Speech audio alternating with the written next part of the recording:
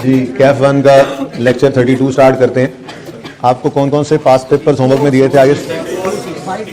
2 white limited और 6 marvellous.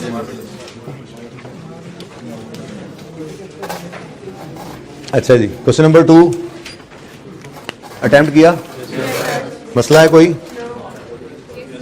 क्या मसला है जी? यार ये कोई मसला थोड़ी होता है कि नंबर ज्यादा है। सवाल समझ आ गया था? डाउन पेमेंट्स आपके रिसीट पेमेंट के अंदर नजर आनी चाहिए, बिल्कुल आनी चाहिए, ठीक है।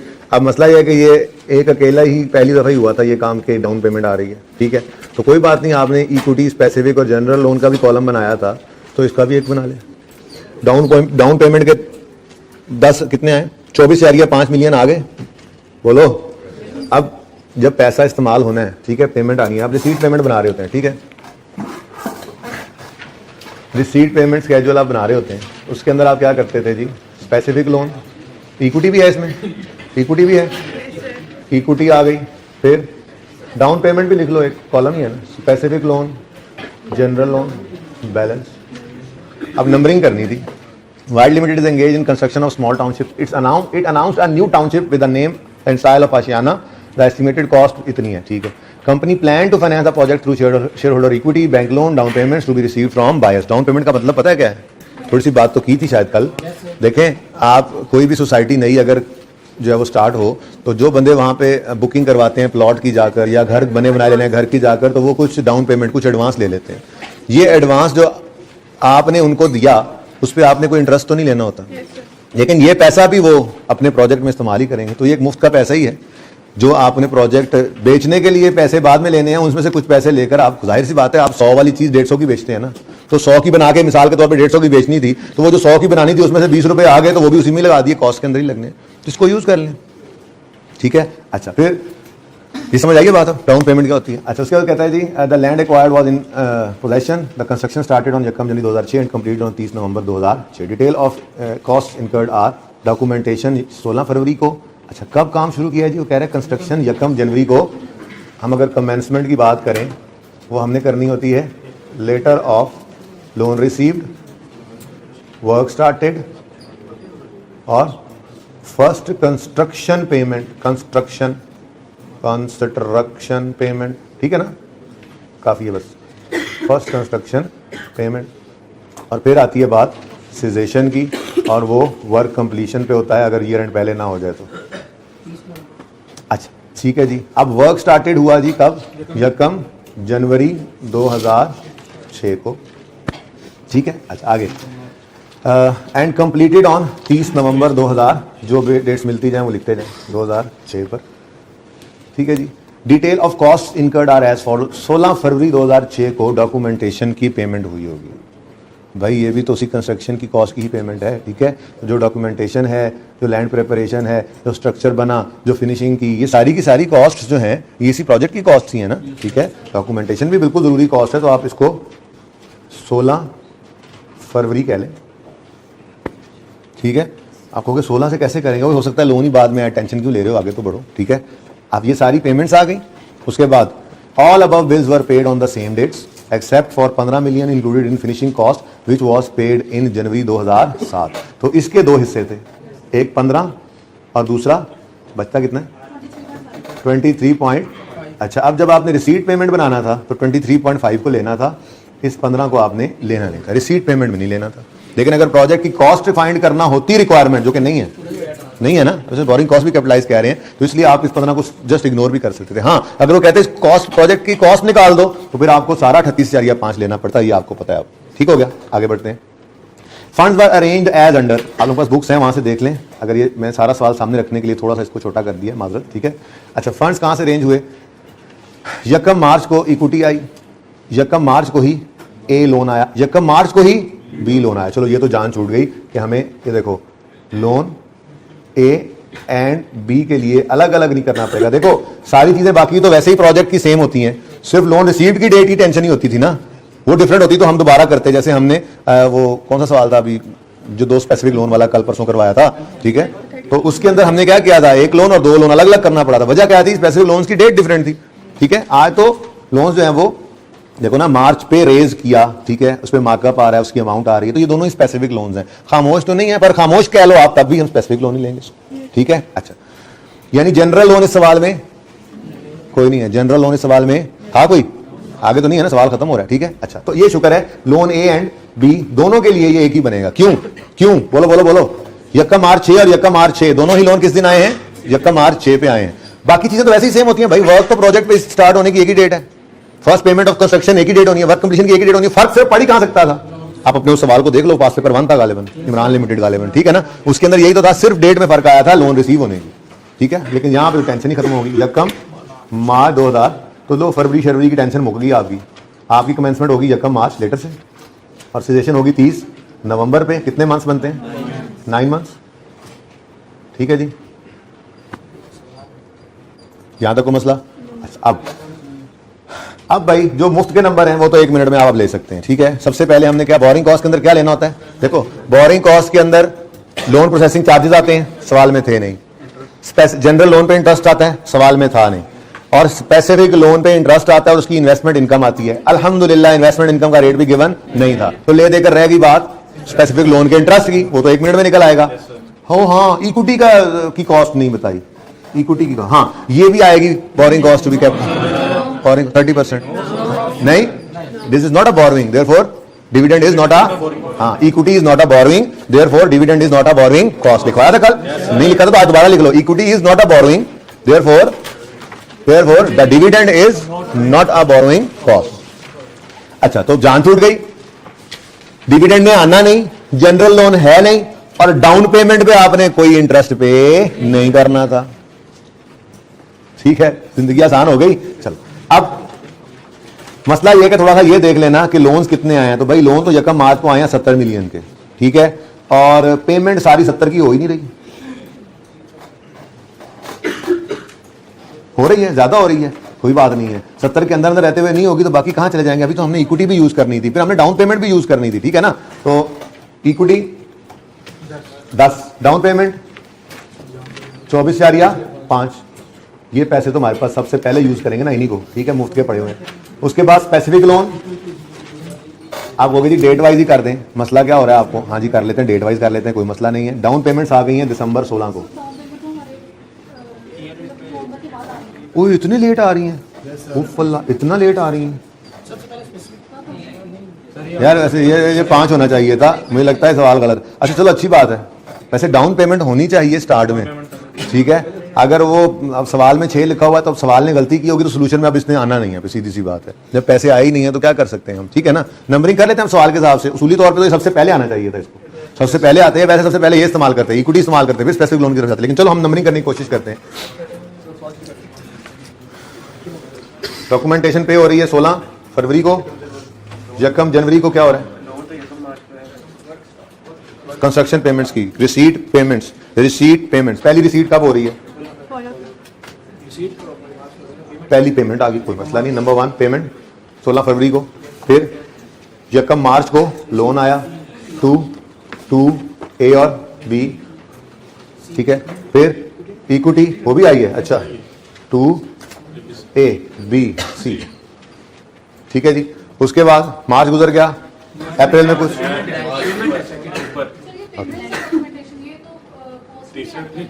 क्या यार, ये 16 मार्च है ना, अच्छा मैंने कहा जी बेटा 1 मिनट, मैं आपकी बात बाद में बताता। 3 नेक्स्ट मार्च के बाद अप्रैल कुछ है, मई में कुछ है, 4 हो गया, मई में और कुछ है, 5 हो गया, फिनिशिंग।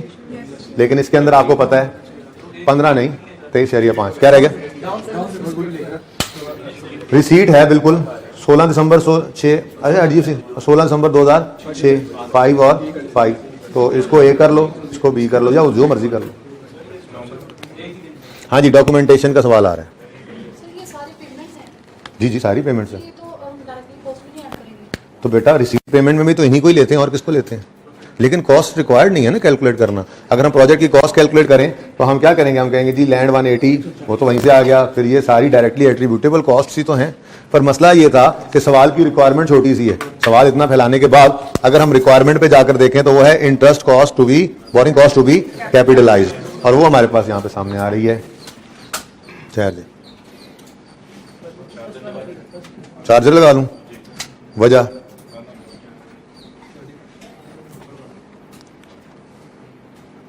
नजर आ रहा है जी? ओके, नंबरिंग में ना आ जाए, आपको बताया हुआ मैंने, जरा चेंज है। अच्छा देखें भाई, यक्का मार्च को लोन आया, यक्का मार्च को लोन आया। भाई देखो, मसला तब था अगर हम इन्वेस्टमेंट इनकम निकालने जा रहे होते तो हम रिपेमेंट बनाते, उससे बैलेंसेस निकालते, नंबरिंग्स करते। सादा सी बात है, इंटरेस्ट लिया, ये लोन लिया स्पेसिफिक, यक्कम मार्च को वो आया और कोई रिपेमेंट उसकी नहीं हो रही। आप कहोगे यहां पे 9 मंथ्स हैं, बिल्कुल हैं, तो 9 मंथ्स की कैपिटलाइजेशन बनती है, बिल्कुल बनती है। अब मसला क्या है, इक्विटी पे कॉस्ट जो है वो बोरिंग कॉस्ट में आती नहीं, जनरल लोन है नहीं, इन्वेस्टमेंट का रेट है नहीं, डाउन पेमेंट भी मुफ्त होती है, तो फिर बोरिंग कॉस्ट तो सिर्फ आनी ही किसकी थी? तो भाई कभी कभी परेशान करने के लिए भी तो, सवाल भी पुराना है, मैं मानता हूं, ठीक है, लेकिन परेशान करने के लिए भी तो ऐसा डाटा आपको दे सकता है कि इतना ढेर सारा डाटा और फिर उसमें से निकला कुछ भी नहीं, खोदा पहाड़ निकला चूहा, कुछ भी नहीं किया। रिसीट पेमेंट क्यों बनाए भाई, क्यों बनाए रिसीट पेमेंट? रिसीट पेमेंट 2 चीजों के लिए जरूरत होता है हमें। रिसीट, ये पुराना सवाल है, छोड़ दो इस बात को, ये इसलिए जानबूझ के रखा हुआ है कि सवाल को पढ़ो, जो करना है करो, परेशान ना हो, ठीक है ना। रिसीट पेमेंट सिर्फ 2 वजह से में बनाना पड़ता है, सिर्फ 2 जरूरतें हैं उसकी। पहली, इन्वेस्टमेंट इनकम अगर है निकालनी तो बैलेंस से इन्वेस्ट करना होता है। दूसरा, जनरल लोन से पेमेंट हो तो पेमेंट डेट देखने पता लगे कि जनरल लोन से पेमेंट किस दिन से शुरू हुई है, स्पेसिफिक किस दिन खत्म हुआ और क्या सारी कहानी, ठीक है ना। जनरल लोन है ना ही इन्वेस्टमेंट रेट है, तो फिर हम क्यों नंबरिंग्स करके ये वाली, ये जो इस सवाल के ऊपर हुई थी, परेशान हो, ठीक है। एक तो होगी बात एक साइड पे। दूसरी बात, इक्विटी पे जो 30% डिविडेंड आ रहा है वो बोरिंग कॉस्ट है ही नहीं, और डाउन पेमेंट वो वैसे ही मुफ्त के पैसे हैं, तो फिर ले दे के वही रह गए ना, 2 लोन लिए और वो दोनों लोन रीपे नहीं, कोई इंस्टॉलमेंट पे हो रही होती तो फिर थोड़ा सा फिर भी सोच लेते, तो भाई इतना सी सवाल था बस, ठीक है। स्पेसिफिक लोन के ऊपर इंटरेस्ट 30,000 का एक लोन आया, एक 40,000 का आया, कमेंसमेंट से सिजेशन तक 9 महीने बनते हैं, 9 महीने का इंटरेस्ट 81, ये हमारा आंसर था। अल्लाह हर ख्याल। हाँ, कंफ्यूजन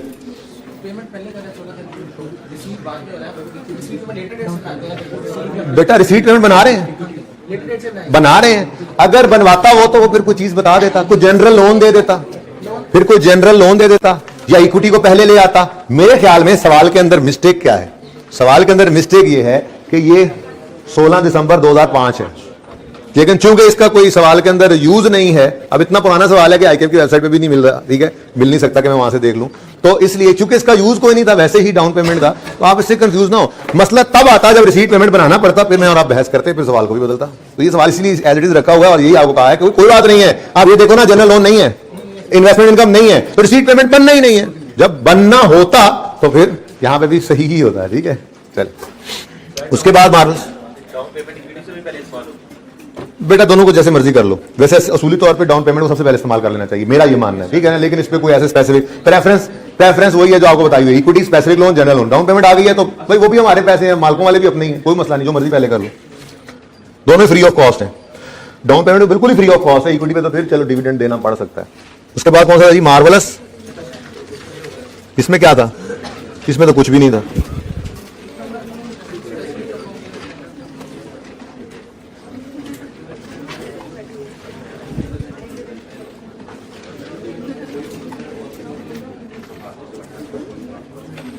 अच्छा जी, उसके बाद क्या था भाई? ये दोनों सवाल हो गए भाई। उसके बाद एमसीक्यूज थे, ये ना कल का काम आपका। आइए 40 शुरू किया था और ये मैंने होमवर्क के अंदर सिर्फ ये चीजें दी थी, ठीक है। तो IAS 23 के पहले 15 यानी टोटल 15 एमसीक्यूज जो थे, उनमें कोई मसला आया हो, एक में आना चाहिए, उसके अलावा किसी में नहीं आना चाहिए, मेरा ये मानना है। जरा मुझे दिखा दें, एक मिनट, लेट मी पहुंच देयर।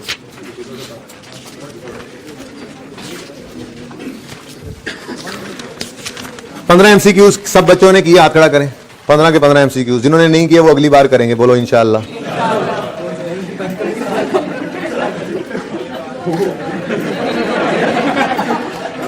मतलब अगर अल्लाह ने चाहा तो अगली बार करेंगे, अल्लाह ने ना चाहा तो नहीं करेंगे। अब आप अल्लाह से दुआ कर लें और आज से ही नियत कर लें पढ़ने की, तो अल्लाह इंशाअल्लाह चाहेंगे कि आप इसी दफा कर लें, अगली बार आप ना करें, ठीक है। इंशाअल्लाह का मतलब ये होता है। अच्छा, इंसान बन जाओ, पढ़ने लग जाओ। कितने बच्चों ने एमसीक्यूज किया, हाथ खड़ा करें।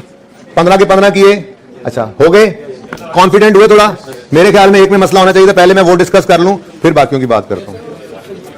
असल में ना एक स्टैंडर्ड है ना, बात लिखी हुई है, कि कैपिटलाइजेशन कब सस्पेंड करो, हमने बड़ा स्पेसिफिक रखा हुआ है बात को, जिस दिन काम मुकम्मल हो।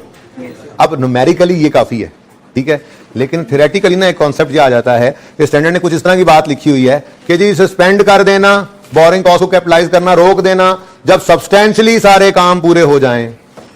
सब्सटेंशियली का मतलब ये है कि जी बिल्डिंग सारी बन गई, पेंट पूरा हो गया, बस एवं ही ना जी, बस तो हम लोग 2-4 बल्ब लगने रहते हैं या कुछ, चलो जी थोड़ी ऐसे सफाई सुथराई रहती है, क्या रहती है जी, सफाई सुथराई हो, लोग आएंगे, कोई 5-10 दिन लगाएंगे, 15 दिन लगाएंगे, वो उसको साफ सुथरा करके, और जाहिर है आपको पता है कंस्ट्रक्शन से कितना गंदसन पड़ा होता है, सब कुछ रेडी करेंगे और चीज़ों को रेडी करने के बाद हम यूज़ करना शुरू कर देंगे बिल्डिंग।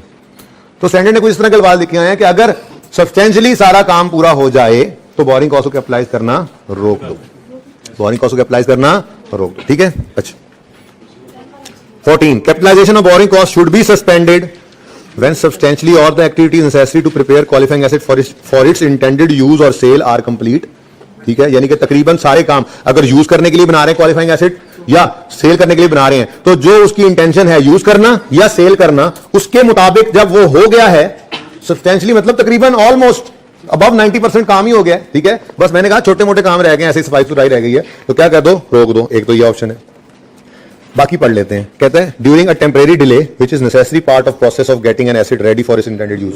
आगे लिख लो इसके, ये क्या है, रूटीन सस्पेंशन। क्या है ये, रूटीन सस्पेंशन। तो रूटीन सस्पेंशन को तो हम बी में, बी क्या है, बी रूटीन सस्पेंशन। तो भाई रूटीन सस्पेंशन में तो हम बोरिंग कॉस्ट को रोकते ही नहीं है, ऐसा ही है, तो इसलिए ये तो नहीं हो सकता, बी ऑप्शन। नेक्स्ट है during extended period in which active development of qualifying asset is interrupted, ये नॉन रूटीन है, इसमें भी रोक देते हैं। अच्छा देखते हैं। और डी क्या है, ऑल ऑफ द अबव। अब वो ये कह रहा है कि capitalisation of borrowing cost should be suspended during extended period in which active development of a qualifying asset is interrupted. अच्छा अब इन दोनों के अंदर एक और भी होना चाहिए था वैसे, बोरिंग कॉस्ट वाला रोकनी कब है, ये तो सस्पेंड कर रहा है, एक और भी है,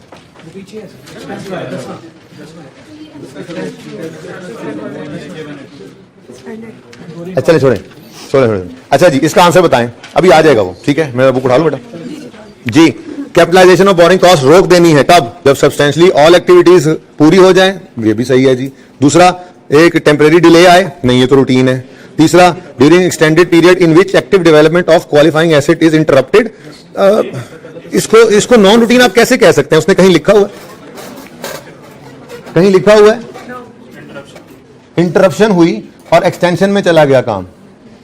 अब इंटरप्शन कौन सी है, क्लियर है, यानी आपने अगर 6 महीने में बिल्डिंग बनानी थी और ऐसे ही कुछ छोटी मोटी इंटरप्शन होती है, जो भी एक्सटेंडेड डिले हो गया, 7 महीने में बना काम, आपका प्रोजेक्ट कंप्लीट हुआ, बिल्डिंग 7 महीने में बनी, 6 महीने में बनानी थी 8 महीने में बनी, क्यों जी, मजदूरों ने आहिस्ता आहिस्ता काम किया जी, सुस्ती की जी। भाई आप नहीं लिखा हुआ ना क्या वजह है, कोई अंदाजा तो लगा नहीं सकते, तो आप जरा ध्यान से पढ़ो। ड्यूरिंग एक्सटेंडेड पीरियड, जो पीरियड एक्सटेंड हो गया, in which active development of qualifying asset is interrupted. अब क्लियर नहीं है बात, तो भाई इसके लिए तो मैं यूं कहूंगा कि सोचा था 6 महीने में कंप्लीट होना है, हुआ 7 महीने में, ठीक है ना, तो इसलिए इसको तो हम कुछ नहीं कह सकते, बस ठीक है अंदाजे तो लगते ही रहते हैं, 6 महीने में बनेगा, वो 7-8 महीने लग ही जाते हैं।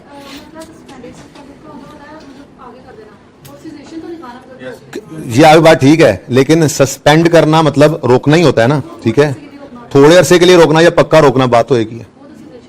नहीं, सीजेशन या सस्पेंशन एक ही बात है, हमने रोकना है, सस्पेंड रोकना है, सीजेशन रोकना है, तो इस पे बहस करने की जरूरत नहीं मेरे ख्याल से, वो रोकने की बात ही कर रहा है, कब रोक देंगे मैं मुझे नहीं पता इसका आंसर क्या है, ठीक है, लेकिन मेरे ख्याल में सी नहीं बनता। कैपिटलाइजेशन ऑफ बोरिंग कॉस्ट को हम सस्पेंड क्यों करें अगर कुछ डिले आ गया, तो 6 महीने की वजह 7 में हो गया, तो बी, तो लिखा हुआ मटेरियल नहीं मिल रहा, ऊपर क्या लिखा हुआ है, ऊपर पढ़ो, टेम्परेरी डिले आया है जो कि पार्ट है किसका, रूटीन इस एसिड के बनने का, बता दिया उसने, वो रूटीन सस्पेंशन है, उसमें सस्पेंड नहीं करते। नीचे कह रहा है इंटरप्टेड है वर्क, क्या करें, इंटरप्टेड है, अब नॉन रूटीन लग तो रहा है लेकिन कोई क्लैरिटी नहीं है, और ऊपर कह रहा है capitalisation of borrowing cost should be suspended. अब इसमें और 12 के अंदर मैच पड़ता है आप, ठीक है। अब वो स्टूडेंट ने एक बात आपको हाईलाइट करके दी जो बाकी किसी ने नहीं की, ठीक है ना। अब जरा दोबारा पढ़ते हैं 10 को और फिर वापस आते हैं इसकी तरफ, ठीक है। गाजी लिमिटेड, ये साथ ही ऊपर 12, सॉरी 12, ये गाजी लिमिटेड सामने नजर आ रहा है, मैं कोई बुक एक मेरे पास है यार, पकड़ो, लुबने पड़ेंगे बस, पुराने वाली बुक से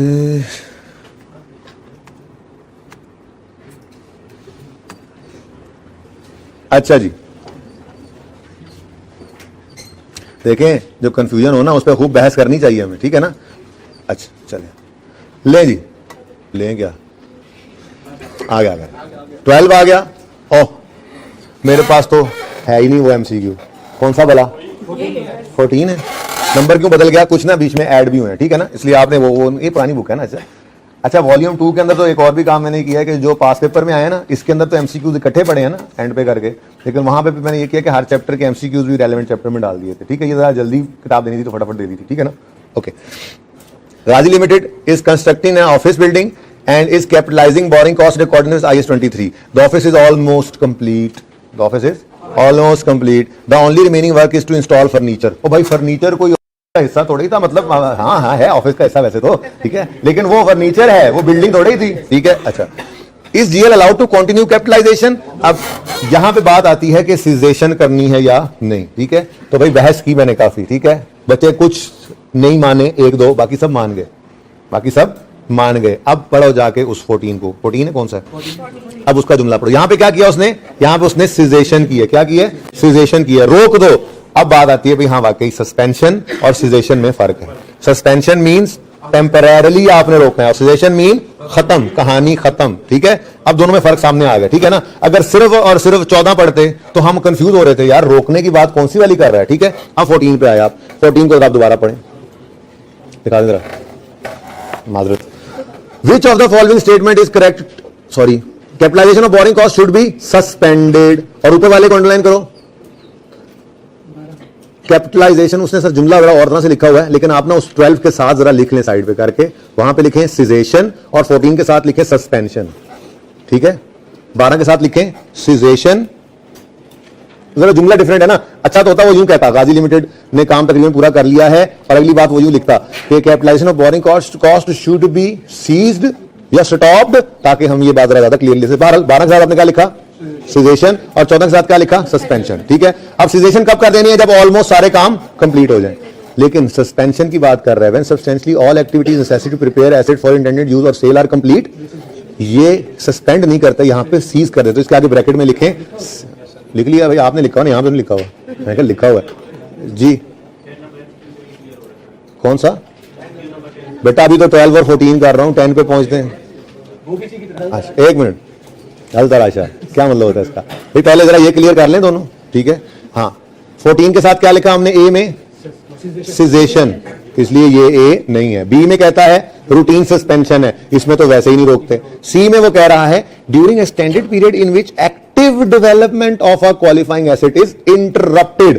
तो भाई बच्चे सही कह रहे थे, बेचारे जिद कर रहे थे, मैंने कहा रुको रुको, नहीं नहीं रुको रुको, जिद कर रहा था मैं, ठीक है। क्या भाई देखो, इंटरप्शन इज नॉट पार्ट। अच्छा ऊपर वाला पॉइंट ना होता फिर भी बंदा कंफ्यूज होता, लेकिन ऊपर कह तो रहा है प्रोडक्शन पार्ट का हिस्सा था, कंस्ट्रक्शन के प्रोसेस का हिस्सा था, डिले भाई वो तो ऊपर आ गया। इंटरप्शन, और वो कौन सा इंटरप्शन है, temporary delay in which process active development is interrupted, development ही रुक गई है उसकी, ठीक है। तो ये नॉन रूटीन है, इसके अंदर हमें सस्पेंड करना पड़ता है, ठीक है। तो भाई 12 और 14 पहले देख लो, फिर 10 पे जाते हैं। 12 और 14 में क्या फर्क आया, या तो फजूल सी बहस, लेकिन बाद में आप परेशान होते हैं, ठीक है। 12 और 14 में क्या फर्क आया, 12 में उसने कहा था कब सीज कर दें, हमने कहा जब तकरीबन सारे काम पूरे हो जाए। 14 में उसने कहा कब सस्पेंड करना है, और पहले पॉइंट में उसने सिजेशन वाली बात ही डाल दी, उससे कंफ्यूज नहीं होना। वो कह रहा है सीज करने की बात पॉइंट ए के अंदर, ए नहीं है, बी वैसे रूटीन है, तो सी क्या है, नॉन रूटीन, और आप इसको टिक कर लो, यही हमारा सोल्यूशन होगा, ठीक है।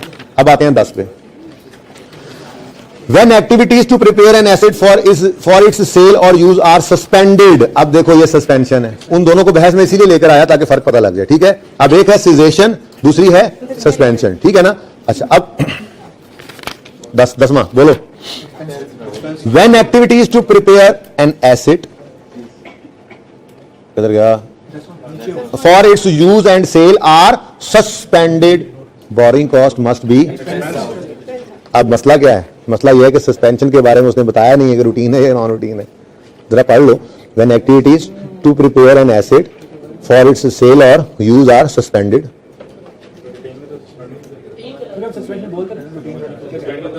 क्यों,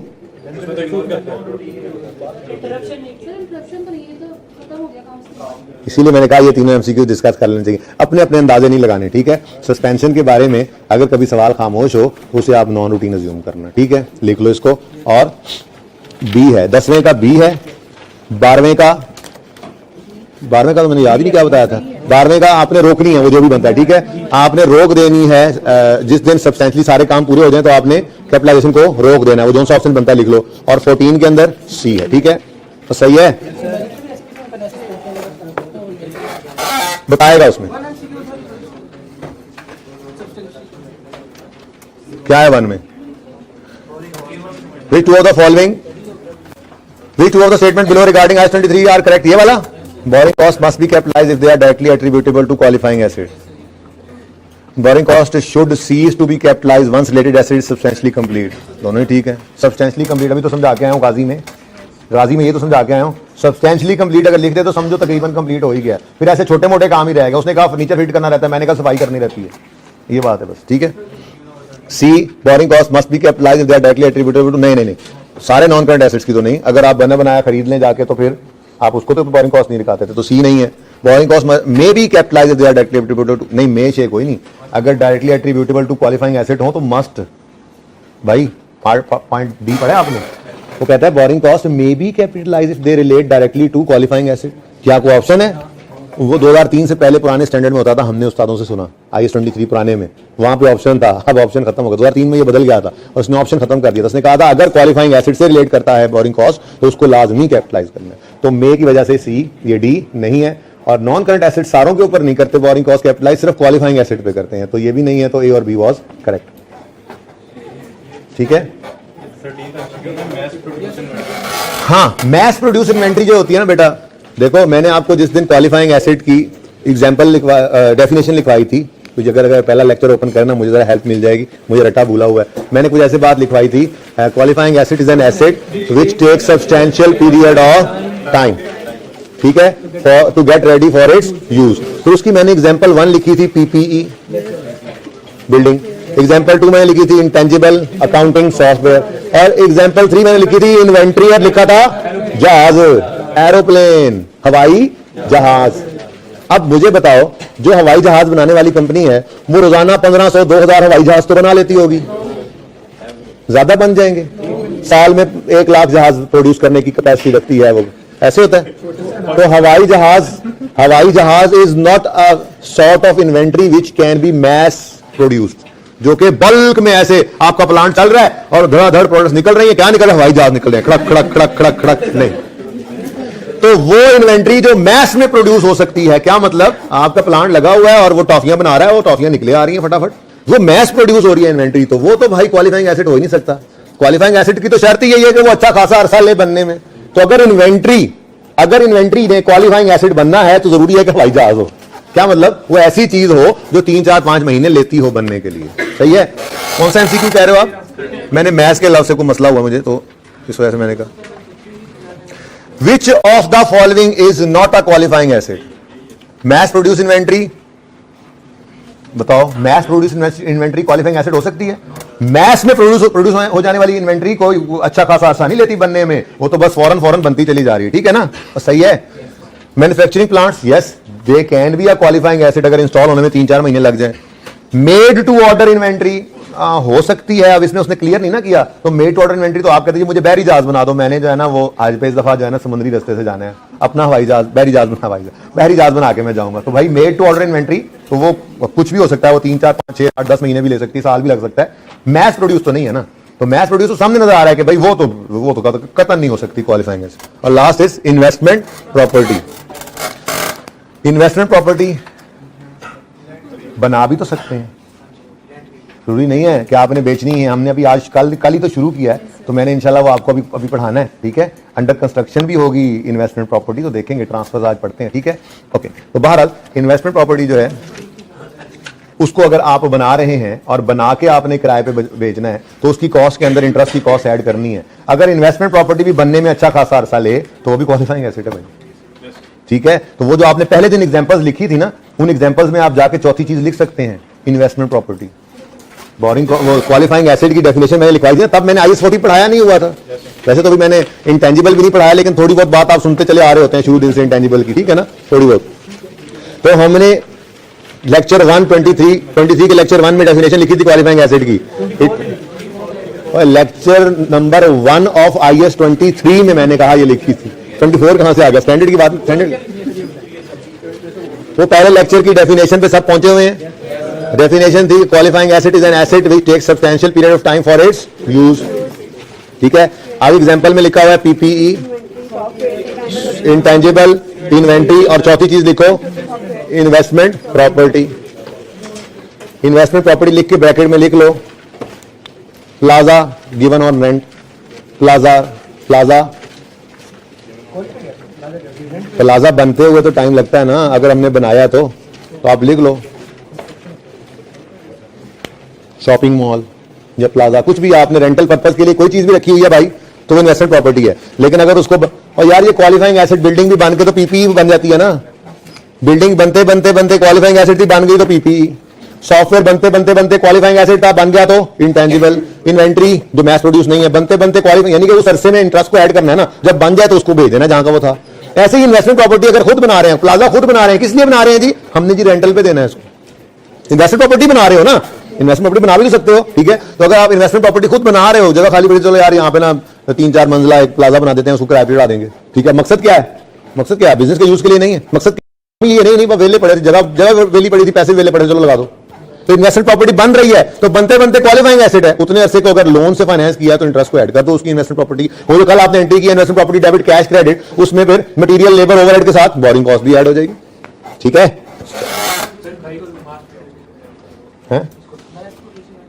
मैं क्लास के बाद समझ लेना mass produce inventory. Mass produce का मतलब है जो बल्क में प्रोड्यूस हो जाती है, बहुत ज्यादा अमाउंट, तो वो कोई महीने तो नहीं लेती। जब बल्क में प्रोड्यूस होने वाली चीज महीने तो नहीं ना ले सकती यार। वो महीने अगर कोई चीज 2-3 महीने में एक यूनिट बनता है, तो फिर साल में 3-4 ही बनाओगे ना। वो मैस प्रोड्यूस तो नहीं होता। मैस प्रोड्यूस क्या है? आप रोजाना 10,000 यूनिट्स बना रहे हैं जी, 10,000 बल्ब बना रहा है ये प्लांट फिलिप्स का रोजाना, अब ये मैस प्रोड्यूस इन्वेंट्री है। अच्छा जी, बस वो अब कल करेंगे, मुझे अब नया काम कराने दो वरना बोर हो रहा हूं। 36 में बहुत मसला आया, 1-2 के अलावा तो ही मसला आना चाहिए। कितने बच्चों ने IS 36 के पहले 15 MCQs किए? अच्छा ऐसा करो, मैंने MCQs IAS 23 के कर लिए डिस्कस सारे, ठीक है, ऑल डिस्कस हो गए। और होमवर्क के अंदर MCQs IAS 36 के 1 से 30 कर लो। 46 हैं गालिब, तो जितने भी हैं वो अगली दफा कर लेंगे बात, ठीक है। अच्छा जी, एक सवाल है हमारे सामने। ये सवाल मैंने लास्ट टाइम टेस्ट में दिया था, सांप लिमिट, लेकिन इस दफा मैंने सोचा आपकी असेसमेंट तो ये छोटे मोटे सवालों से तो आपको मजा नहीं आना, तो ये ना क्लास में ही करा देता हूं। टेस्ट के लिए कोई नवा लभेंगे। नजर आ रहा है सबको? सवाल नजर आ रहा है सबको? ये अब हैंडआउट में मिलेगा माजरत, ठीक है, क्योंकि ये टेस्ट का सवाल है। ओके, लास्ट टाइम टेस्ट में मैंने ये दिया था।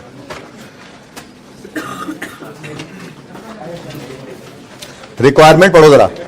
Show the investment property note, पहले दिन ही note. Show the investment property note. मैं थ्योरी शेरी को नहीं पढ़ा रहा, सारी थ्योरी पढ़ रहे हैं लेकिन हम, ठीक है। तो एक बार ये सारी चीजें सिखा लूंगा ना, उसके बाद थ्योरी पे जाएंगे तो वो सब चीजें बस ऐसे, हाँ ये वही चीज है, टिक कर लो, पढ़ा लाइन को पढ़ा, हाँ ये तो किया था हमने, टिक करके, वो ऐसे करके हम थ्योरी पढ़ेंगे, ठीक है। सवाल पढ़ते हैं। Saanp limited is in construction industry.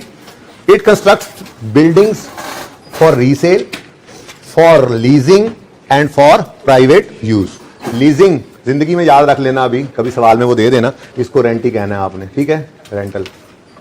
इसलिए टेस्ट के अंदर ऐसे लिखा था कि ये बता सकूं कि बच्चे के अंदर आएगा, लिख ही देता है फॉर लीजिंग। तो लीज मतलब क्या? किराए पे। लीज का मतलब किराया ही होता है, ठीक है ना। इस खास तौर पे आपने IFRS 16 भी नहीं पढ़ा, ठीक है, वो FR 2 में पढ़ोगे, लीजेस का स्टैंडर्ड है। उससे पहले तक तो आपके लिए लीज मतलब रेंट ही है, ओके। तो वो कह रहा है जी सांप जो है वो कंस्ट्रक्शन इंडस्ट्री में वो बिल्डिंग्स बनाते हैं, उनको सेल भी करते हैं, उनको रेंटल पे भी देते हैं, और उनको प्राइवेट यूज मतलब business use. Private use means मतलब स्नेक लिमिटेड का प्राइवेट यूज है ना, तो बिजनेस यूज हो गया, ठीक है। तो तीनों चीजें कर रहे हैं भाई, ठीक है। ये तो बिल्डिंग्स को खुद यूज भी करते हैं बनाकर, और बनाकर बेच भी देते हैं, और बनाकर रेंटल के लिए भी रखते हैं। तो मतलब जो बिल्डिंग ये खुद यूज करेंगे अपने बिजनेस में वो IS 16 वाला PPE बनेगा। जो बिल्डिंग ये सेल के लिए रखेंगे, फॉर सेल की फट्टी लगी होगी, घर बना मकान बनाकर उन्होंने बाहर लिखा दिया फॉर सेल, नीचे राब्ता नंबर, ये क्या है? उनकी इन्वेंट्री है, ठीक है। और एक बिल्डिंग बनाकर उन्होंने लिख दिया किराए के लिए खाली है, नीचे राब्ता नंबर, वो इन्वेस्टमेंट प्रॉपर्टी IS 40 में आ जाएगा। बात समझ गए? उन्होंने 3 बिल्डिंग्स बनाई, एक के बाहर कुछ नहीं लिखा बल्कि ऊपर लिख दिया स्नेक लिमिटेड, मतलब हमारा दफ्तर है यहाँ पे, हेड ऑफिस, वो IS 16 हो गया। दूसरी बिल्डिंग उन्होंने साथ ही बनाई, उसके ऊपर लिख दिया फॉर सेल, कॉन्टैक्ट नंबर फलां फलां, इन्वेंट्री। साथ ही तीसरी बिल्डिंग बनाई, उस पर लिख दिया फॉर रेंट, राब्ता नंबर फलां फलां। बात समझ गए हो? अच्छा, अब मांगा है उसने हमसे इन्वेस्टमेंट प्रॉपर्टी का नोट। पढ़ते हैं। A building that Snake limited had constructed in Islamabad at a cost of 10 lakh had been on market for 2 years and was still not sold. Had been on the market का मतलब क्या है? ये AIS 2 की inventory थी। क्या मतलब? For sale रखी हुई थी। जैसे आप दुकान के अंदर वो क्या कहते हैं, अलमारी के अंदर डिस्प्ले के अंदर चीजें लगाते हैं, फॉर सेल होती हैं, ऐसे ही ये बिल्डिंग इस्लामाबाद वाली पिछले 2 साल से ऑन मार्केट थी लेकिन अभी तक सेल नहीं हो रही, यानी उसके ऊपर फट्टी लगी हुई है फॉर सेल, ठीक है। तो जब वो फॉर सेल है तो वो खुद यूज नहीं कर रहे और वो उसको रेंटल या कैपिटल भी रखे, बल्कि तैयार बैठे हैं, अभी को आया तो हम भेज दें, तो वो तो क्या है? Inventory IS 2। 2 साल से नहीं बिकी। आपको कोई करंट एसेट ही नहीं है भाई, ये नहीं होता। अजम्पशन हमारी होती है इन्वेंट्री हमारी करंट एसेट है, वो जरूरी तो नहीं है वो बिक भी जाए, लेकिन अजम्पशन यही होती है कि 2-3 महीने में इन्वेंट्री बिक जाएगी, ठीक है ना। अच्छा, बहरहाल ऑन यकम मार्च 15, बहुत हो गई, ईयर एंड 31 दिसंबर 15 है, ठीक है, बहुत हो गई। ऑन यकम मार्च 15 सांप limited took it off the market. उन्होंने कहा वो पट्टी उतार दो यार। कौन सी पट्टी उतार दो? फॉर सेल वाली। और उसकी जगह कौन सी पट्टी लगाओ? टुक it off the market and leased rented out it instead. हाँ भाई, IS 2 से इन्वेस्टमेंट प्रॉपर्टी में आ गई। ट्रांसफर भी साथ साथ पढ़ानी है आज, ठीक है। इसका टेबल कल बनाएंगे, आज सिर्फ कर लेंगे ये काम, ठीक है। कल मैं बकायदा एक टेबल बनवाऊंगा, IS 2 से IS 40 में आया, IS 40 से IS 2 में जाए, IS 16 से IS 40 में, IS 40 से IS 16 में जाए, या CWIP से इन्वेस्टमेंट प्रॉपर्टी में आए, तो इस सब के मौकों पर क्या क्या रूल्स बनने हैं, मतलब वो रूल्स क्या है अभी आप समझ आ जाएगा। बड़ी सारी आसान सी बात है। IS 16 के पास फेयर वैल्यू मॉडल मौजूद है, ठीक है। और अगर हम फेयर वैल्यू मॉडल पर चलते हैं ना, तो IAS 2 जब आएगा उसके पास तो ऐसा कोई मॉडल है नहीं, वो प्रॉपर्टी हवाले करेगा IS 40 के, उसे कहेगा यार ये पकड़ो प्रॉपर्टी, IS 40 कहेगा फेयर वैल्यू पे दो, आज की वैल्यू पे दो, तो कह रही है मेरे पास तो सिर्फ एक ही हल है, लोअर ऑफ कॉस्ट और NRV, तो मैं वो टेस्ट लगा सकता हूं और तो मेरे पास कुछ नहीं है, मेरे हाथ बंधे हैं। चलो ठीक है यार, 2 प्रॉपर्टी और जाओ निकलो यहां से, चलो मेरे पास तो है ना फेयर मॉडल, तो वो अपने फेयर वैल्यू मॉडल को जिस दिन आई वो प्रॉपर्टी उसी दिन लगाकर उसको फेयर वैल्यू पे ले जाएगा, और गेन लॉस कहां ले जाएगा? प्रॉफिट एंड लॉस में, ठीक है। ऐसे ही IS 16 जब प्रॉपर्टी लेकर आएगा इसके पास अभी सवाल में, तो हम उसे कहेंगे IS 16 इसको फेयर वैल्यू पे करो, वो कहेगा हाँ मैं कर सकता हूं क्योंकि मेरे पास एक ऐसा मॉडल मौजूद है, ठीक है ना। तो ऐसे बस ट्रांसफर के अंदर हमने रूल्स देखने हैं, रूल सारे बाद में देखेंगे, फिलहाल तो जो एप्लीकेबल हैं वो देख लेते हैं इस सवाल के अंदर। हाँ भाई, हो गया काम। ये क्या है? ये IAS 2, ये क्या है जी? IAS 2 से IAS 40 के अंदर हमारी प्रॉपर्टी आ गई, ठीक है। अब वो कहते हैं यकम मार्च 15, अच्छा बनी कितने की थी ये? 10 लाख की, ठीक है ना, 1000 में कर लेंगे, ठीक है। ऑन यकम March 15 Snake took it off the market and leased it, यानी rented out. It was leased on 1 March 15, the fair value was 1500 on 31 December 15 and fair value was 1000 on 31 December 14। अब मसला यह है कि सवाल के अंदर IS 2 वाली इन्वेंट्री की जो कॉस्ट है उसी को फेयर वैल्यू कह रहा है, लेकिन मसला यह है कि वो फेयर वैल्यू कह रहा है 31 दिसंबर 14 की, यकम मार्च 15 की फेयर वैल्यू नहीं बता रहा। तो भाई ऐसी सूरत में ना हमें अज्यूम करना पड़ा करेगा कि यार 2 महीने में कितनी को वैल्यू बदल जाती है, प्रॉपर्टी है ना। तो जो 31 दिसंबर 14 पे फेयर वैल्यू थी, अगर सवाल खामोश है तो 1-आध महीने का फर्क ही है ना, तो 1-2 महीने का फर्क जो है उसको फिर हम जो है वो कंसिडर नहीं करेंगे। हम यही कहेंगे यार जो 31 दिसंबर 14 की फेयर वैल्यू थी वही यकम जनवरी 15 की फेयर वैल्यू, ठीक है। तो वो फेयर वैल्यू पर हम लाकर इसमें ले आएंगे, IS40 में ले आएंगे और उससे ऑनवर्ड्स फिर हम देखेंगे। ईयर एंड पे जाएंगे तो अगर कॉस्ट मॉडल है तो डेप्रिशिएट कर लेंगे, अगर फेयर वैल्यू मॉडल है तो ईयर एंड की फेयर वैल्यू पर ले जाएंगे। क्या बनाकर? लेजर बनाकर। क्या बनाकर? काम वही है जो कल किया है, सिर्फ सवाल जरा बड़ा बड़ा लग रहा है, परेशान हो रहे हैं आप। देख रहे हैं बहरहाल वन बाय वन। ओके जी, सबसे आसान की तरफ से फिर जाते हैं। चलो खैर तरतीब से चलते हैं। Fair value of a building in Balochistan. अब एक बिल्डिंग हमारी पूरे पाकिस्तान में चार सूबे 4 बिल्डिंग है, ठीक है, टेंशन ना लो, ठीक है। बल्कि नहीं, इसमें KPK वाली नहीं है, बल्कि उसमें इस्लामाबाद में है, फिर सवाल लंबा हो रहा था। अच्छा, ऑन 30 सितंबर 15 sorry the fair value of building in Balochistan has never been determinable and this building was complete on यकम जनवरी 12 at a cost of 50 lakh. हमने 5 मिलियन 50 लाख हमने बलोचिस्तान में एक बिल्डिंग बना दी, ठीक है। अब वो बिल्डिंग जहां बनाई है उसके आसपास कोई और आबादी शबादी भी नहीं है। फिलहाल हमने कहा वहां पे जो है ना वो ग्वादर पोर्ट जो है डेवलप हो रहा है, तो चलो ये बिल्डिंग बना देते हैं। अभी तो ये है कि वो मजदूर शजदूर वहां पे जो काम करते हैं बस वही आके रह लेते हैं, लेकिन जब हम किसी से पूछते हैं ये कीमत लगा दो तो वहां पे कोई कीमत लगाने वाला अभी नहीं है। जगह ही ऐसी है, दूर दराज इलाका है, नहीं है मार्केट। वहां पे हो जाता है ना ऐसे, आपने 10 मंजिला प्लाजा खड़ा कर दिया, वहां पे झुग्गियों में लोग रहते हैं, तो उसकी कीमत वहां पे शायद डिटरमिन ना हो सक रही हो, कोई वजह हो सकती है। सवाल कह रहा है तो बस ठीक है, फेयर वैल्यू डिटरमिन नहीं हो सकती, ठीक है जी, नहीं हो सकती, कोई मसला नहीं। अगर फेयर वैल्यू डिटरमिन ही नहीं हो सकती, अच्छा असल वाली लाइन तो मैंने पढ़ाई नहीं। वो कह रहे हैं स्नेक लिमिटेड, सबसे आखिरी बात, snake limited applies fair value model to its investment properties and cost model to its property plant and equipment, ठीक है। तो प्रॉपर्टी प्लांट इक्विपमेंट पे कॉस्ट मॉडल लगाता है, इन्वेस्टमेंट प्रॉपर्टी पे फेयर वैल्यू मॉडल लगाता है। अब बलोचिस्तान वाली बिल्डिंग रेंट पे है, किस पे है? रेंट पे है, तो ये तो इन्वेस्टमेंट प्रॉपर्टी है, इसको तो फेयर वैल्यू मॉडल पे रखना चाहिए, पर यहां पे मसला क्या है? इसकी फेयर वैल्यू डिटर्मिनेबल ही नहीं है। तो स्टैंडर्ड में थ्योरी पढ़ाऊंगा, स्टैंडर्ड कहता है अगर फेयर वैल्यू किसी एसेट की डिटर्मिनेबल ही नहीं है तो मजबूरी के दर्जे में आप उसको कॉस्ट मॉडल पे रख सकते हो। वरना पता है मसला क्या है कि इन्वेस्टमेंट प्रॉपर्टीज के अंदर या तो हम फेयर वैल्यू मॉडल यूज करें या कॉस्ट मॉडल। अगर फेयर वैल्यू मॉडल यूज कर रहे हैं तो फिर सबको फेयर वैल्यू मॉडल पे रखें, सारी इन्वेस्टमेंट प्रॉपर्टीज को फेयर वैल्यू मॉडल पे रखें, ठीक है। ये थोड़ा ही है कि जिन पे गेन आना है उनको फेयर वैल्यू पे और जिन पे नहीं आना या लॉस आना है उनको कॉस्ट पे, फिर ये इजाजत नहीं है। तो अगर फेयर वैल्यू मॉडल सेलेक्ट कर लिया है तो फिर सारी बिल्डिंग्स पे फेयर वैल्यू मॉडल लगाना है, ठीक है। अच्छा, अब ये बिल्डिंग की तो फेयर वैल्यू निकल ही नहीं रही है, बलोचिस्तान के दूर दराज इलाके के अंदर है, ये fair value is has never been determinable. अब आपको इस सवाल में मत लगा लो, नहीं क्यों जरा मुझे बताओ ना, मैं कर देता हूं, मैं जाता हूं, जाओ फिर छोड़ दो पर्चा। वो कह रहे हैं कि डिटर्मिनेबल नहीं है, कोई वजूहत हो सकती है, सवाल ने वो नहीं बताई, सवाल का तो डिटर्मिन नहीं हो सकती, बलोचिस्तान वाली बिल्डिंग की फेयर वैल्यू डिटर्मिन नहीं हो सकती। अब क्या करें? बिल्डिंग रिकॉर्ड ही ना करें, बिल्डिंग रिकॉर्ड ही ना करें? नहीं भाई, करनी है, फेयर वैल्यू मॉडल पे मजबूरन नहीं लेकर जा सकते। स्टैंडर्ड ने फिर इजाजत दी अगर ऐसी कोई बिल्डिंग हो, आप यूज तो फेयर वैल्यू मॉडल कर रहे हैं, लेकिन आपकी कोई ऐसी प्रॉपर्टी आ गई है जिसकी फेयर वैल्यू किसी वजह से डिटरमिन हो ही नहीं सकती। आपने एथोपिया से बकरा मंगवा लिया, अब आप वो बकरा लेकर फिर रहे हैं, मार्केट में जा रहे हैं, लोग कह रहे हैं यार ये एथोपियन बकरे की तो हम कीमत नहीं लगा सकते, डिटर्मिनेबल ही नहीं है, ठीक है।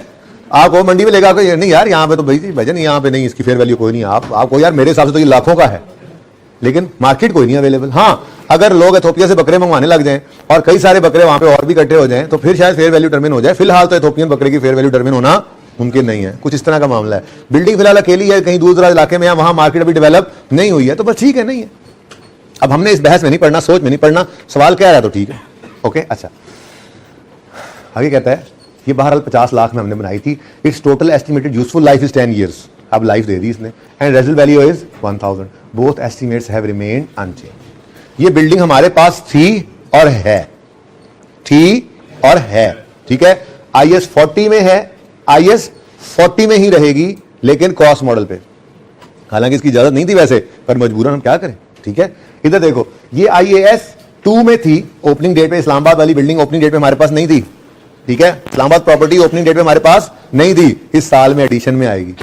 एडिशन आप स्लैश ट्रांसफर लिख दो, या आप कहते हो नहीं एडिशन तो और होता है, आप एडिशन की लाइन अलग ट्रांसफर अलग रखो, लेकिन ये ट्रांसफर वो नहीं होगी रिवैल्यूएशन वाली, ये ट्रांसफर होगी फ्रॉम और टू, ट्रांसफर टू IS 40 या ट्रांसफर फ्रॉम IS 40, ठीक है ना। तो ये तो है ट्रांसफर टू IS 40, ठीक है।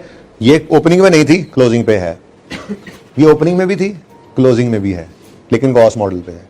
थर्ड, ये कोई ट्रांसफर नहीं हुई, ये IS 40 में ही थी, इसलिए मैं इसके साथ ऐसा कुछ नहीं लिखा, ठीक है। थर्ड, ऑन 30 सितंबर 15 snake limited evicted the tenants from a building in Karachi. Evicted निकाल दिया उन्होंने टेनेंट्स, किराएदारों को इसका मतलब पहले किराए पे थी, पहले किराए पे थी, ठीक है, इन्वेस्टमेंट प्रॉपर्टी थी, निकाल दिया किराएदारों को, पता नहीं आप बेचने लगे हैं तो बेचने लगे हैं तो फिर इन्वेंट्री बनाओगे, अगर यूज करना है तो IAS 16 वाला पीपीई।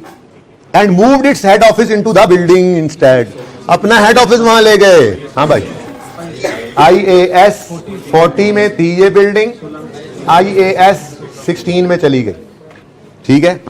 अब जिस दिन IAS 40 इसको IAS 16 में भेजने लगेगा, IAS 16 कहेगा भाईजान फेयर वैल्यू पर लेकर इसको भेजें और अपने पास ही गेन लॉस पहले ही निकाल कर जो करना है वो कर लें। ठीक है, देख लेते हैं। आगे कहते हैं the fair value of this building was 3,000 on 31 December 14, ठीक है, और ऑन 30 सितंबर 15 इट इज 4,000। और ठीक है, ये क्या है 3,000 क्या है जी, ओपनिंग डेट पर इसकी फेयर वैल्यू थी, यकम जनवरी 15 पे, 30 सितंबर पे इसकी फेयर वैल्यू कितनी हो गई है 4,000, ठीक है। यूजफुल लाइफ 5 साल, रेजिडुअल वैल्यू 5 लाख। क्या करना है इसको, क्या करना है, डेप्रिसिएट नहीं करना भाई, इग्नोर करना है, इग्नोर करना है। पीपी के नोट में जाकर जो है तो भाई 16 का नोट नहीं बनाना ना मैंने, इन्वेस्टमेंट प्रॉपर्टी के अंदर से इसने निकल जाना है और इन्वेस्टमेंट प्रॉपर्टी को हमने रखना है फेयर वैल्यू पे, और फेयर वैल्यू पे रखें तो डेप्रिसिएट नहीं करना, ठीक है। अच्छा, पीपी का नोट मैंने मांगा नहीं, ये टेस्ट ना, टेस्ट के अंदर तो ऐसी बातें होती हैं, आप परेशान हो गए, ये भी करें वो भी करें, ठीक है ना। लेकिन अब चलो रेस्ट वाला सवाल इधर आ गया, ठीक है जी, आसान है, ये भी मुश्किल नहीं है। ऑन 30 सितंबर 15 snake limited leased out the old head office building in Lahore. अच्छा, लगता है हम लाहौर से कराची शिफ्ट कर गए हैं ना हेड ऑफिस अपना, वहां की जो बिल्डिंग थी हमारी उसको हमने हेड ऑफिस बना लिया और लाहौर वाले हेड ऑफिस को खाली करके किराए पे दे दिया। देखो, ऑन 30 सितंबर 15 snake limited leased out head office, old head office building in Lahore, the original cost was इतने। अच्छा देखो, old head office building, old head office IAS 16 में पड़ी थी लाहौर बिल्डिंग, और ठीक है। अच्छा ठीक है जी, आगे वो सारी डिटेल्स गिवन है, जब इस पे आएंगे तो तब देख लेंगे, ठीक है। Rentals earned from investment properties टोटल्ड 2,000, इसका क्या करें, ना तो ये एसेट अकाउंट के अंदर आ सकता है ना अक्यूमुलेटेड डेप्रिसिएशन में, इसको क्या करना है, बस सिंपल इसको सब नोट्स के अंदर लिख लेना है एज इट इज। अभी डिस्क्लोजर जब पढ़ाऊंगा ना, IAS 16 का भी पढ़ाऊंगा इंशाल्लाह, तो नोट बनाना सीखा हुआ, ठीक है ना, वो भी पढ़ेंगे ये भी पढ़ेंगे, तो ये उसके अंदर लिखा होगा। रेंटल दे दिए आपको, पर्चे के अंदर इन्वेस्टमेंट प्रॉपर्टी का नोट आया और नीचे रेंटल की लाइन आ रही है, भाई रेंटल ने कहा एसेट अकाउंट में तो नहीं आता, अगर कॉस्ट मॉडल अकोमोडेशन के अंदर तो नहीं आता, तो फिर ये क्या करें भाई, इसको सब नोट के अंदर लिख दें, ठीक है, डिस्क्लोजर की, ठीक है, requirement. Snake limited applies fair value model. अच्छा, अब snake limited notes to the financial statements for the year ended 31 December 15। Note का वो नंबर बता दो, 13 नंबर, कल 12 नंबर था ना, नहीं कल नहीं, वो तो दूसरी क्लास में था, पीपी का नोट में आया ना 12 नंबर था, ठीक है। अच्छा, कोई भी नंबर, ठीक है, मैंने 13 लिख दिया, 13 नंबर, और आज पीपी नहीं लिखना, यहाँ पर लिखना है इन्वेस्टमेंट। देखो बैलेंस शीट इस तरह से बन रही होती है, balance sheet, non current assets, PPE, उसका नोट बनाना सीखा हुआ है। साथ ही मैंने आपको बताया था कैपिटल वर्क इन प्रोग्रेस, वो ये भी आया था, सब नोट उसके अंदर आ जाता है, पीपीई वाला याद है, सब नोट बनाया था। ऐसे ही इंटेंजिबल आएगा FAR 2 में, इसका नोट बनेगा। ऐसे ही इन्वेस्टमेंट प्रॉपर्टी आ गया है FAR 1 में, इसका नोट बनेगा। ऐसी एक और चीज़ भी आनी है, वो नाम जरा मुश्किल है, उसको मैं फिलहाल लिखता ही नहीं हूँ, FAR 2 में लीज्ड एसेट, ठीक है, राइट ऑफ यूज भी कहते हैं, छोड़ो लिख नहीं रहा, बिल्कुल सेम नोट होंगे इनके, तो ये तो भी फिलहाल आपने बनाना नहीं है, ठीक है। सेम नोट, पीपीई का नोट सेम, इंटेंजिबल का वैसा ही, इन्वेस्टमेंट प्रॉपर्टी का वैसा ही, और एक और चीज़ राइट ऑफ यूज आएगा FAR 2 में, उसका भी सेम, जगा दो इसको, ठीक है। तो इस तरह से भाई जैसे पीपीई का नोट बनना है और उसकी एक फिगर निकल कर जानी है बैलेंस शीट में, ऐसे ही इन्वेस्टमेंट प्रॉपर्टी का भी नोट बनना है और एक फिगर निकल कर जानी है बैलेंस शीट में। चलो शुरू करते हैं फिर सवाल। अच्छा जी, प्रॉपर्टीज कौन कौन सी हैं, प्रॉपर्टीज कौन कौन सी नजर आई हैं आपको? हाँ, प्रॉपर्टीज हैं सारी, इस्लामाबाद, फिर बलोचिस्तान, फिर कराची और लाहौर। कोई स्टार्ट में है, कोई स्टार्ट में नहीं है, कॉलम तो बना लेना सारे, और कोई 5वीं आ गई तो 5वां कॉलम भी बना लेंगे, फिलहाल तो 4 ही नजर आएंगे मुझे, ठीक है। तो इस्लामाबाद प्रॉपर्टी, इस्लामाबाद प्रॉपर्टी लिखना है, चलो बहरहाल इस्लामाबाद लिख लेना आप, इस्लामाबाद प्रॉपर्टी बिल्डिंग, ठीक है, Islamabad building, Balochistan building, Karachi building, buildings लिख लेना, ठीक है ना। और बिल्डिंग 1 बिल्डिंग 2 लिखा हुआ उसने ये नाम लिखा हुआ, तो परेशानी हो रहेंगे फिर 1 किसको का 2 किसको का, ठीक है ना। तो बिल्डिंग इस्लामाबाद ऐसे लिख लो, चलो बिल्डिंग लिख लो, मैं नहीं लिखूंगा तो आप नहीं लिखेंगे।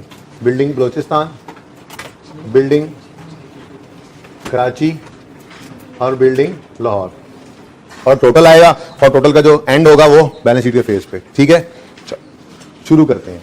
सबसे पहले सबसे आगे सबसे ऊपर पीक फिनिश ऊपर, पीक फिनिश ऊपर, बलूचिस्तान। ठीक है, बलूचिस्तान इसलिए पकड़ लिया मैंने पहले क्योंकि इसमें कॉस्ट मॉडल है, ज़्यादा टेंशन नहीं है, नंबर लें। क्या ख्याल है? Fair value of Baluchistan building had never been determinable and this building was completed on 1 January 12। Note तो पहले बना लें। ग्रॉस कैरिंग अमाउंट, क्या चीज दी?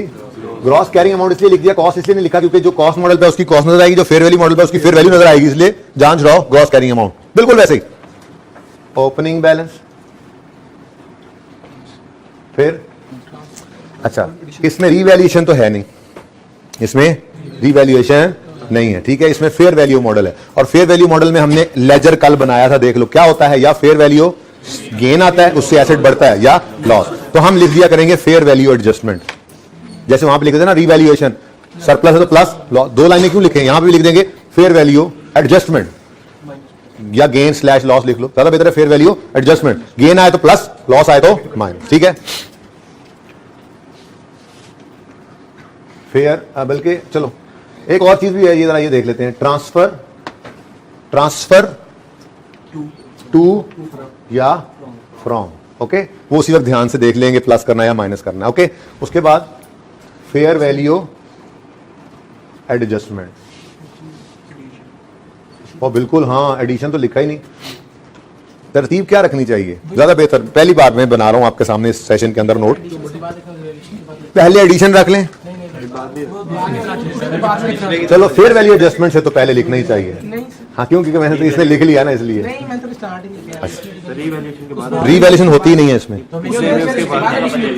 रीवैल्यूएशन इसमें नहीं होती उसमें। अच्छा कोई बात नहीं, कोई बात नहीं। असल में इसलिए मैं कर रहा हूं कि ये फेयर वैल्यू एडजस्टमेंट जो है ना, ये हमेशा ईयर एंड पे होनी है, अनलेस के कोई ट्रांसफर हो जाए, तो नॉर्मली इसको हम एंड पे ही किया करेंगे, इसलिए मैं पहले एडिशन को ले आया, और वजह कोई नहीं है, आप पहले लिख लो, नो इशू।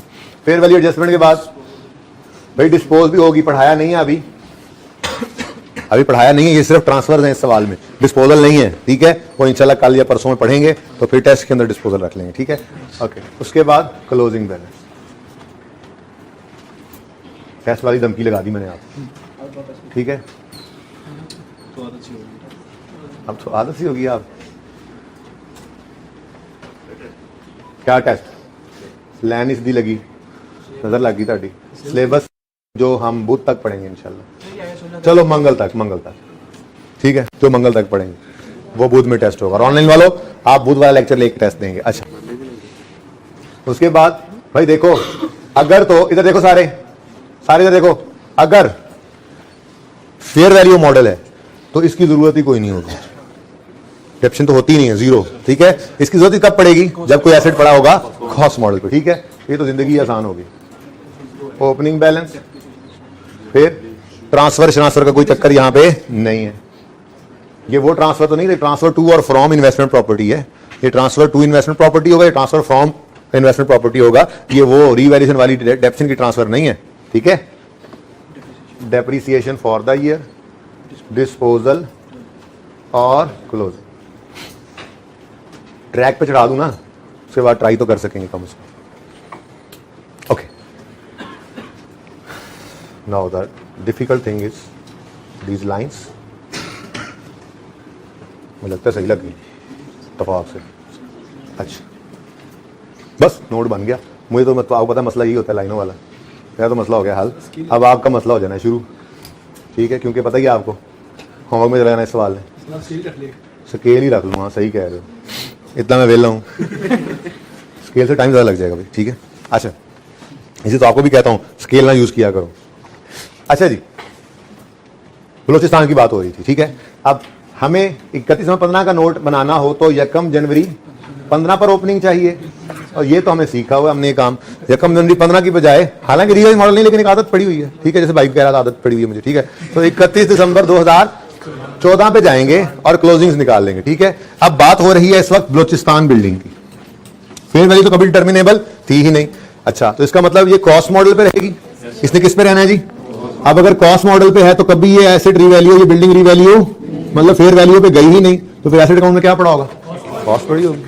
और वो कॉस्ट, ओरिजिनल कॉस्ट कितनी है? 5000। तो फिर 31 दिसंबर 14 पे भी यही होगी, यकम जनवरी 15 पे भी यही होगी, 5000 रुपीज इन थाउजेंड्स। ठीक है जी। और टोटल के आगे भी मैंने जगह जगह ऐसे आगे कर दी, टोटल कॉलम भी आपने घर बनाना होगा। यू नो क्या बना ही दो, यहाँ पे लिख दो ना ताकि आप फिर भूले ना।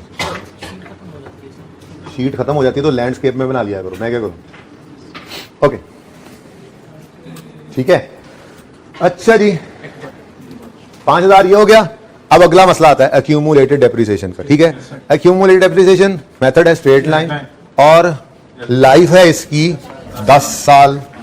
तो 5000 रेजल वैल्यू भी है माइनस 1000 बटा 10, 1 साल की डेप्रिसिएशन आएगी इनटू ये हमने यकम जनवरी 12 को खरीदी थी, तो 12, 13 और 14, 15 नहीं बोलना, 31 दिसंबर 14 पे खड़े होकर ये निकाल रहे हैं हम। ठीक है, तो यहां पे ना 2-3 सब नोट्स की जगह वैसे छोड़ देना।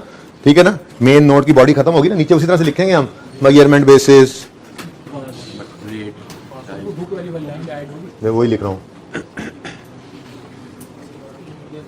उसके बाद मेजरमेंट बेसिस, डेप्रिसिएशन मेथड और रेट या लाइफ, उसी तरह से सब कुछ वैसे ही है। ठीक है ना। इसके बाद मैंने कहा को 5-6 लाइनें छोड़ देना, हो सकता है को सब नोट कल लिखवा दूं, वैसे तो एक ही बनना है, एक ही है, लेकिन चलो ठीक है ना।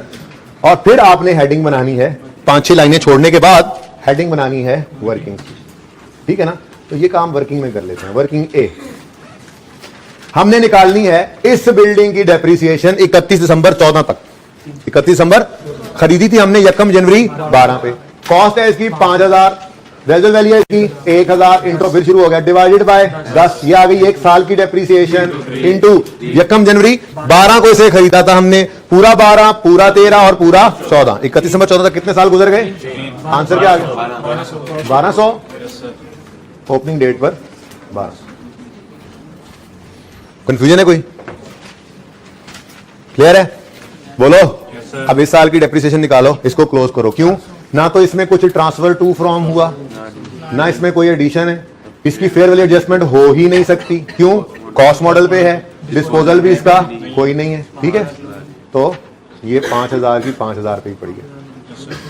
अब डिस्पोजल तो इसमें है नहीं, सिर्फ आनी है इस साल की डेप्रिसिएशन, तो वो ऊपर हुआ तो पड़ा है, चलो फिर कर देते हैं। स्ट्रेट लाइन है ना, cost minus resale value over useful life बस इज इक्वल टू, तो डायरेक्ट भी कर सकते हो पर्चे के लिए, तो ये शॉर्टकट लग सकता था। ठीक है, तो ये देखो, ये 1200 जी ए वर्किंग से आया है और डेप्रिसिएशन हमने निकाली है वर्किंग बी में कितनी? 400। ठीक है, और क्लोजिंग डिस्पोजल कोई है नहीं और क्लोजिंग है 1600। लो कर लो भाई, ये है नोट। ठीक है, अब एक फेयर वैल्यू वाला कराता हूं, फिर पूरा करना। ठीक है, कल फिर देख लेंगे इसको। ओके, होमवर्क में ये सवाल होगा।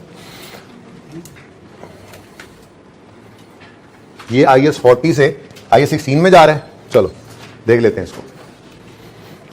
इसको। ऑन 30 सितंबर 15 हमारे साल के दरमियान में snake limited evicted the tenant from a building in Karachi and moved its head office. On this day fair value was 4000 and remaining life was, इधर देखो,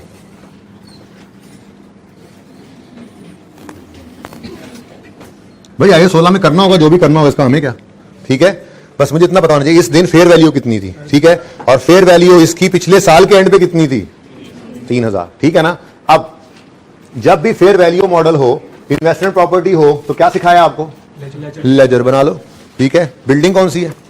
कराची वाली, Karachi building fair value model पे है। इधर देखो, 31 दिसंबर 14 या यकम जनवरी 15 पर भी इसकी फेयर वैल्यू ही होनी है। वो फेयर वैल्यू गिवन है सवाल में 3000। अब ठीक है, मैंने माना कि ये 31 दिसंबर पर नहीं है हमारे पास, ये 30 सितंबर पे क्या हो गई है?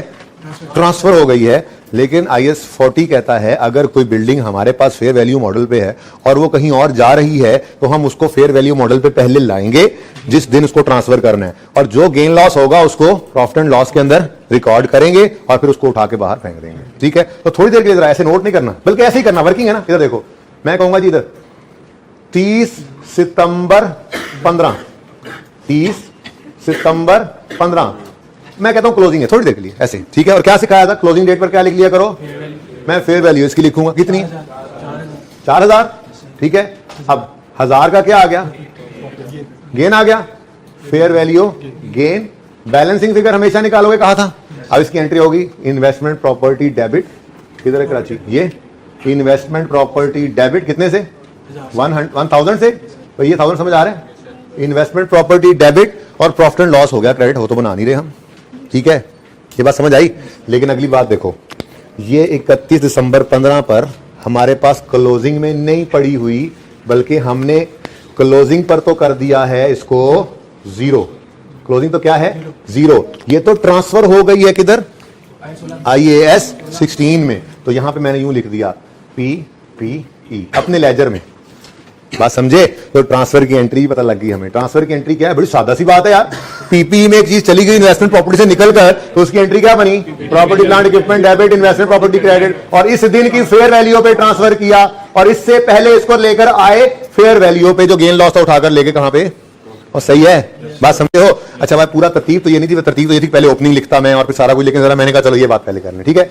मुझे बताओ 31 दिसंबर 15 या यकम जनवरी, सॉरी 31 दिसंबर 14 या यकम जनवरी 15 पे ये बिल्डिंग कितने की हमारे पास पड़ी थी, क्या देखो 3000, इसकी डेप्रिसिएशन कितनी थी, हो ही नहीं सकती, क्योंकि फेयर वैल्यू मॉडल है, ये कॉस्ट मॉडल था और ये फेयर वैल्यू मॉडल में तो डू नॉट डेप्रिशिएट कभी करते ही नहीं है, जीरो।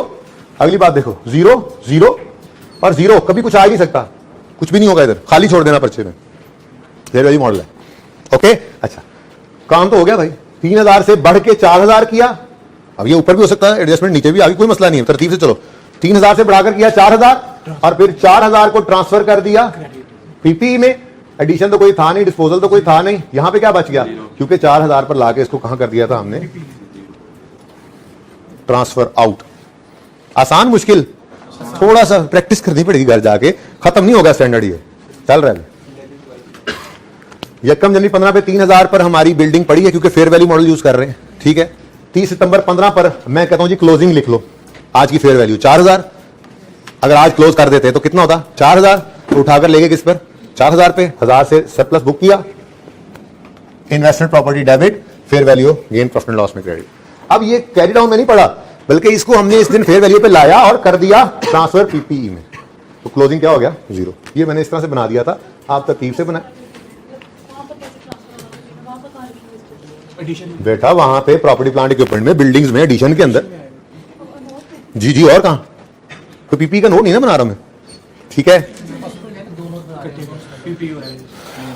फिर वो दो सवाल होंगे अलग अलग, ठीक है।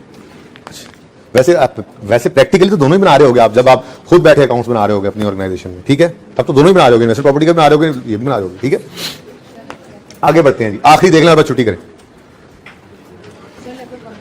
होने वाला बंद, कोई बात नहीं, तब तक देखें, जल्दी जल्दी, ये हो गया, ये रहा। अच्छा ये कौन सा IAS 2 वाला, और ये क्या है IAS 16 से IAS 40 वाला, ये ज्यादा इंटरेस्टिंग है, इसकी बात सुन लो भाई, ये दोनों ही घर से करने, आप सुन लो, कल करवाऊंगा, सुनो। अब IAS 2 से IAS 40 में जब जाएगा ये, तो IAS 40 कहेगा देखो भाई, मैं जब किसी चीज को भेजता हूं ना कहीं, तो फेयर वैल्यू पे लाकर भेजता हूं, तुम मुझे फेयर वैल्यू पे लाकर दो चीज। उन्होंने कहा मेरे पास ऐसा कोई मॉडल ही नहीं है। कहेगा अच्छा यार, जो तुम्हारी कॉस्ट है ना, जो तुम्हारी कॉस्ट है वो मुझे दे दो। अब जिस दिन वो आएगा एडिशन में, उसी दिन उठाकर फेयर वैल्यू पर लेकर जाएगा IAS 40, और उस दिन fair value gain loss record करेगा, और उससे ऑनवर्ड्स फिर गेन लॉस निकलना है। लेकिन यहां पे आपको क्या बताया, मजबूरी ये थी, जो कॉस्ट थी वही इस दिन की फेयर वैल्यू भी थी। मजबूरी नहीं समझो, जान छूट गई। यानी कि जिस दिन ये आएगा 1000 पे एडिशन होगा, इधर देखो ये कौन सी बिल्डिंग है, इस्लामाबाद, ओपनिंग 0, 1000 पर यहां आ गई, ट्रांसफर है, एडिशन नहीं है। इंपॉर्टेंट थिंग इज, इस पूरे सवाल में कोई एडिशन नहीं था, सारे ट्रांसफर है, नया नहीं खरीदा कोई प्लाजा, या नया नहीं बनाया कोई, यूज चेंज किया, ठीक है। तो इसलिए मैंने लिखा होता ट्रांसफर टू फ्रॉम अलग और एडिशन अलग, क्लियर। अब ये वाला जो 1000 है, ये वाला जो 1000 है, वो कह रहा है इसकी फेयर वैल्यू 31 दिसंबर 15 पे हो गई है 1500, 14 पर कितनी थी 1000। मजबूरन इसको हमने यकम मार्च की फेयर वैल्यू लिया, ये मैं आपको बता चुका हूं, ठीक है ना। 1-2 महीनों का फर्क होता है सवाल के अंदर। बहरहाल क्या करोगे, लेजर, ठीक है, IAS भी वही काम, यहां पर क्या लिखोगे जी 1000 पे, तो ओपनिंग जीरो कर दो, बेशक जीरो कर दो, नो इशू। कल एंट्री भी तो की थी, तो आज ये एंट्री कहां से आई, इन्वेंट्री से आया, बोलो। अब यहां पे लिखोगे 1000, यहां पे लिखोगे 1500, और ठीक है 500 का आएगा गेन, यहां पे कर दोगे 500, डिस्पोजल है कोई नहीं, और ये आ जाएगा। डेप्रिशिएट करना नहीं है क्योंकि फेयर वैल्यू मॉडल पे कुछ भी नहीं करना है, समझ गए। अब सबसे मजे का और टेक्निकल कौन सा होगा, जो आपके लिए छोड़ रहा हूं, मसला कोई नहीं है, इसमें भी ऐसे ही करना है। जिस दिन ट्रांसफर करने लगोगे ये 16 से कहोगे तुम फेयर वैल्यू पे लेकर आओ, तो रीवैल्यूएशन मॉडल वाली फेयर वैल्यू, एक लाइन खाली छोड़ के रीवैल्यूड अमाउंट लिखेंगे, सरप्लस लॉस आएगा। तो ये बात इंशाल्लाह कल कंप्लीट करेंगे। होमवर्क के अंदर आपके यही वाला सवाल है, और कल ये सवाल पहले पूरा करवाऊंगा, फिर ट्रांसफर्स का पूरा टेबल बनवाऊंगा जो रूल्स हैं, और फिर थ्योरेटिकली हम इंशाल्लाह इस 40 को खत्म करके, कोई मजीद प्रैक्टिस चाहिए हुई तो परसों पे जाएंगे, वरना होपफुली बल्कि परसों का दिन लग ही जाएगा, ठीक है, यानी कि 2 लेक्चर्स पे और लग ही जाएंगे, लेकिन इसके ऊपर खूब प्रैक्टिस कीजिएगा, ठीक है। ये जरा जबरदस्ती आपकी तरफ मैंने फेंका है ये, और एमसीक्यू सारे कर लें, IAS 36 के कंप्लीट, IAS 36 के एमसीक्यू सारे कर लीजिएगा, ठीक है जी। अल्लाह हाफ़िज़।